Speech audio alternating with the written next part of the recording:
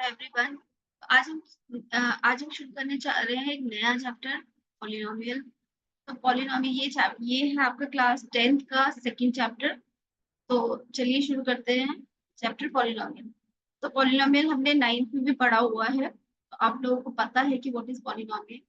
फिर भी ये an algebraic expression in the form of this, जो आपको दिख रहा है स्क्रीन पर, a0 a1 x to the power 1 a2 x to the power 2 like this। लेकिन ये बहुत ही कॉम्प्लेक्स फॉर्म में लिखा हुआ है, समझना मुश्किल है। where a0 a1 a2 a3 are all real numbers and n is non-negative integer and is called the polynomial degree n। यहाँ पर n x की पावर n है हाईएस्ट पावर, तो ये पॉलिनोमियल ऑफ डिग्री n है। तो ये समझना थोड़ा मुश्किल है। हम इसको सिंप्लीफाइड फॉर्म में, जैसे कि यहाँ पर लिखा हुआ है आपका 7 + 5x + 2x² + 6x³। तो यहाँ पर हमें दिया हुआ एक पॉलिनोमियल और इसकी हाईएस्ट पावर कितनी है 3। तो ये एक आपका पॉलिनोमियल है ऑफ डिग्री 3। ठीक है, तो हम अब डिग्री ऑफ पॉलिनोमियल्स डिस्कस करते हैं। ये आपने, क्योंकि पॉलिनोमियल आपने पहले भी पढ़ा हुआ है, तो हम तो इजीली आगे कर सकते हैं। चलिए आगे करते हैं। नेक्स्ट है आपका degree of polynomial. What is degree of polynomial? The highest power of the x in the polynomial is called the degree of polynomial। कोई भी, जैसे हमारे कितने टाइप ऑफ पॉलिनोमियल्स है, ये पॉलिनोमियल्स की टाइप्स जो है ये इसी पर ही डिपेंड करता है कि आपकी डिग्री क्या है पॉलिनोमियल की।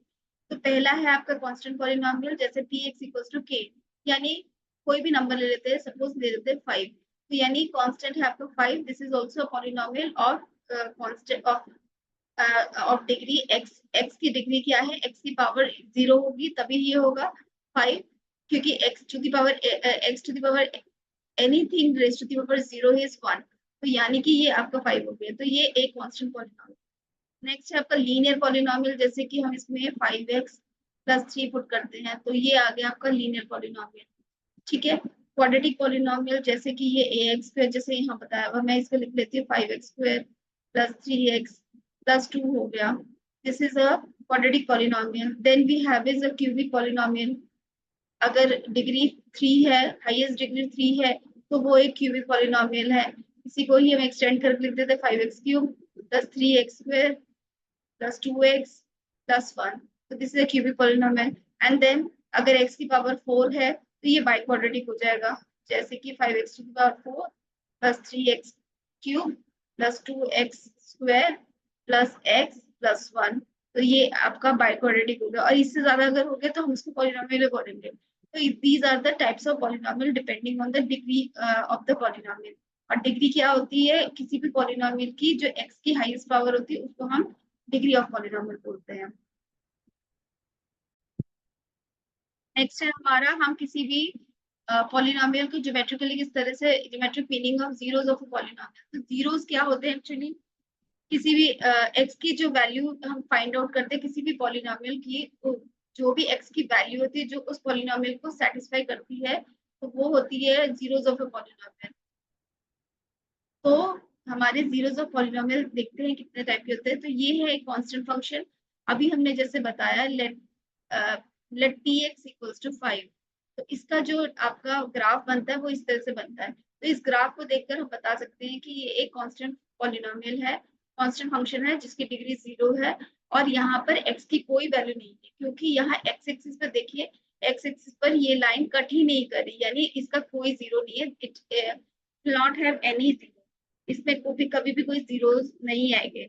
ओके, तो ये है आपका constant function. Then we have is linear function, जैसे कि 5x + 3। तो इसके आपके कांस्टेंट्स हम कैसे निकालेंगे, इसको हम इक्वेट कर देते हैं, इक्वल टू 0 कर देते हैं। तो x की वैल्यू क्या आती है हमारी -3/5। तो इस तरह से हमारा एक लीनियर फंक्शन है, उसको हम रिप्रेजेंट कर सकते हैं इस तरह से। तो यहाँ पर x की वैल्यू हमारी आ गई -3/5। इस तरह से हम इसको रिप्रेजेंट कर सकते हैं। ये लीनियर फंक्शन है। लीनियर फंक्शन स्ट्रेट लाइन आती है। लीनियर फंक्शन के लिए जो ग्राफ होता है वो स्ट्रेट लाइन है। अगर ग्राफ दिखता है हमको स्ट्रेट लाइन है, तो यानी कि वो लीनियर फंक्शन है। और इसकी जो वैल्यू होती है, यानी जीरोस होते हैं, वो 1 एक ही वैल्यू होती है। ओके, ये जैसे यहाँ पर ये कट कर रहा है, तो ये इसकी जीरो ऑफ द पॉलिनोमियल हो गया। Next we have is quadratic function. Quadratic यानी कि जैसे हमने अभी लिया था 5x square plus 3x plus 2, यहाँ पर हम x की वैल्यू फाइंड आउट करेंगे। इसको हम स्प्लिट करते हैं, मिडिल टर्म स्प्लिट करके हमारी दो वैल्यूज आती है, let x equals to a and let x equals to b। तो ये x जो है आपके यहाँ पर कट कर रहे हैं, 2 पॉइंट्स पर कट कर रहे हैं, तो ये आता है आपकी जीरोस ऑफ पॉलिनोमियल। और जो क्वाड्रेटिक फंक्शन होते हैं वो आपको किस तरह का ग्राफ दिखाते हैं, ये एक पैराबोला है, तो पैराबोलिक ग्राफ। और अगर आपका ग्राफ इस तरह का आए जहां पर एक्स एक्सिस पे ये 3 पॉइंट्स पर कट कर रहा है, तो ये आता है आपका क्यूबिक पॉलिनोमियल। तो इस तरह से हम क्यूबिक पॉलिनोमियल को रिप्रेजेंट कर सकते हैं। एक्स की कोई भी वैल्यू हो तो एक्स की 3 वैल्यूज आएंगी, वो एक्स की वैल्यूज हमें इस ग्राफ में 3 पॉइंट्स पर कट करती हुई दिख रही है, तो इसलिए ये क्यूबिक फंक्शन है। तो इस ग्राफ को देख कर ही हम समझ सकते हैं ये क्यूबिक पॉलिनोमियल। ओके, तो अब देखते हैं हम इन ग्राफ्स की प्लॉटिंग कैसे करते हैं। चलिए देखते हैं।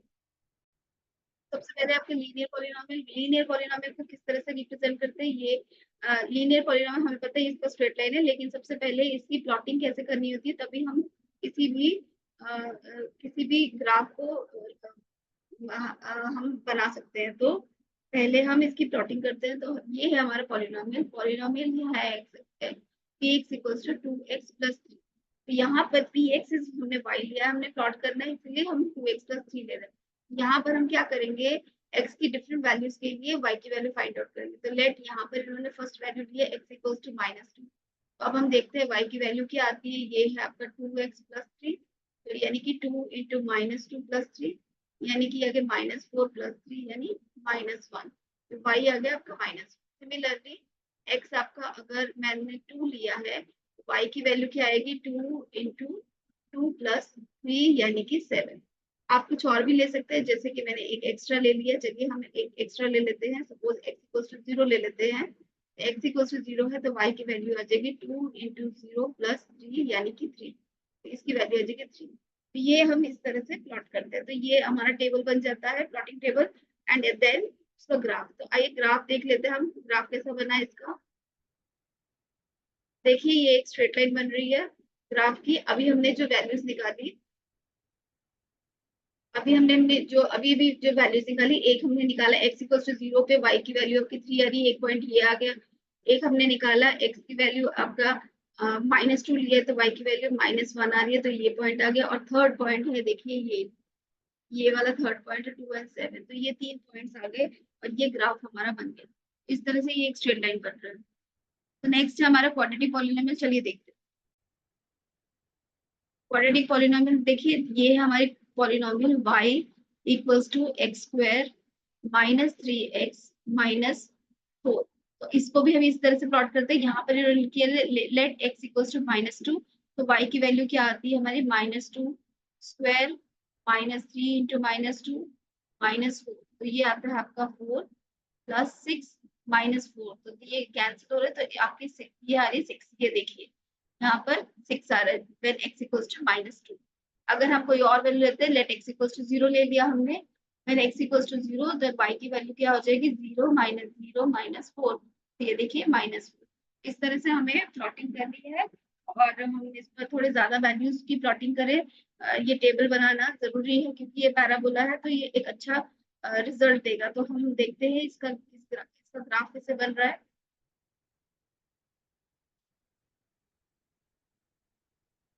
तो देखिए ये सारे डिफरेंट वैल्यूज की प्लॉटिंग हुई है।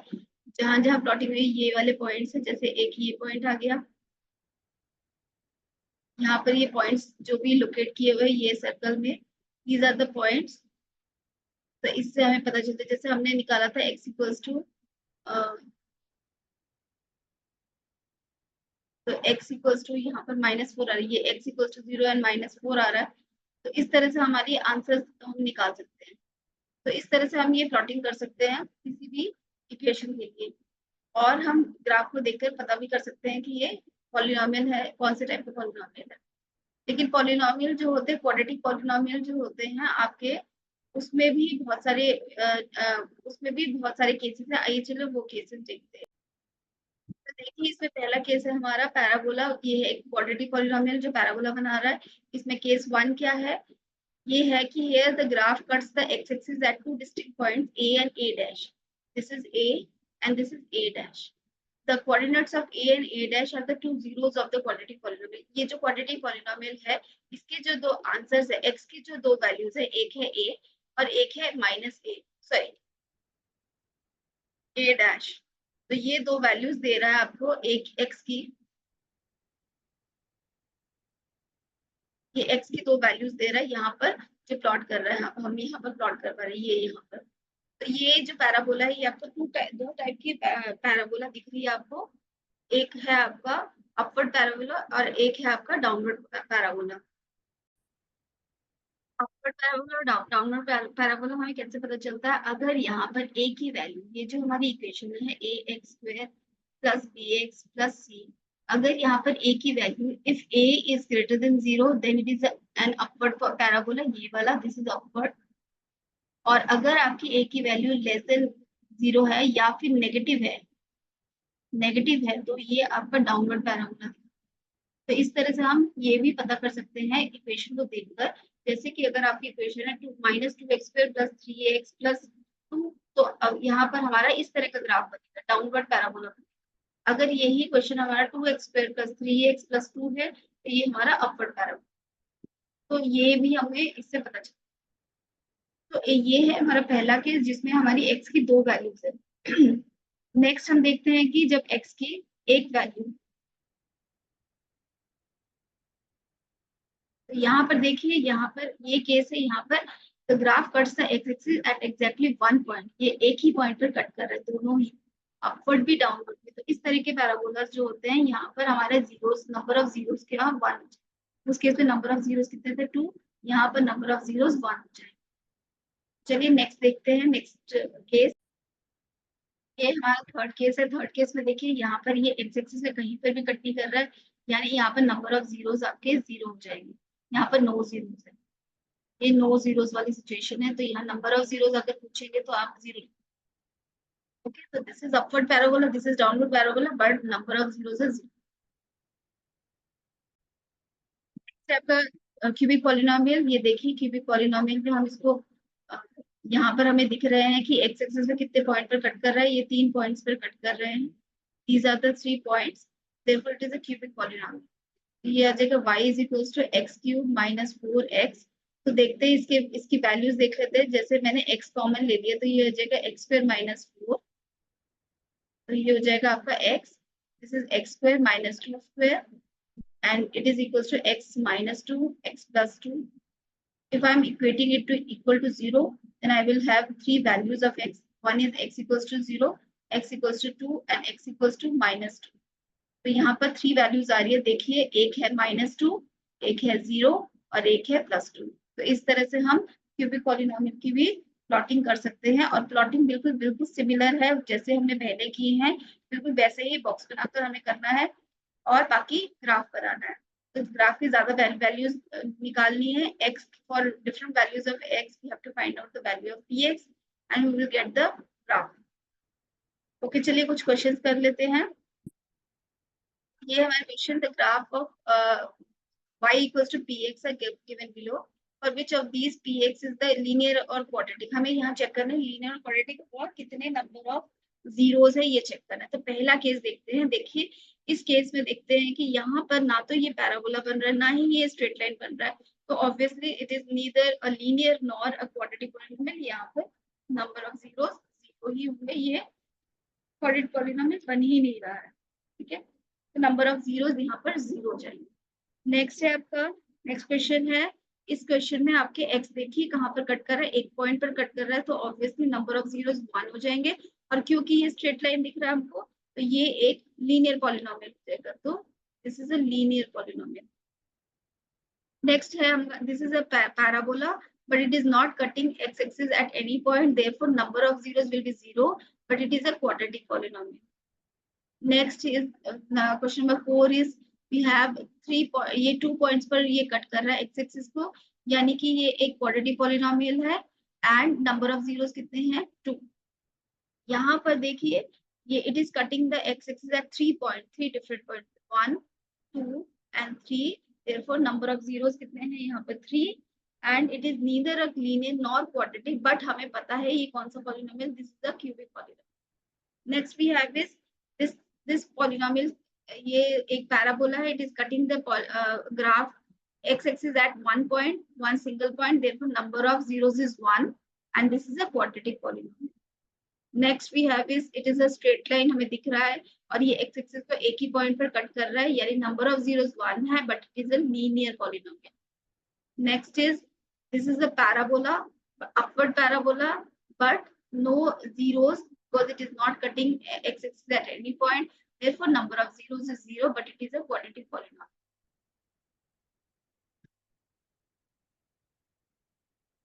Next is this is a downward parabola, but it is cutting the x-axis at two different points. Therefore, it has two number of zeros, and this is a quadratic polynomial. Next is also a quadratic polynomial, but it has number of zeros in number of zeros. तो I hope आपको ये video समझ में आया है और पसंद भी आया होगा. तो मिलते हैं नेक्स्ट वीडियो पे. Thank you for watching.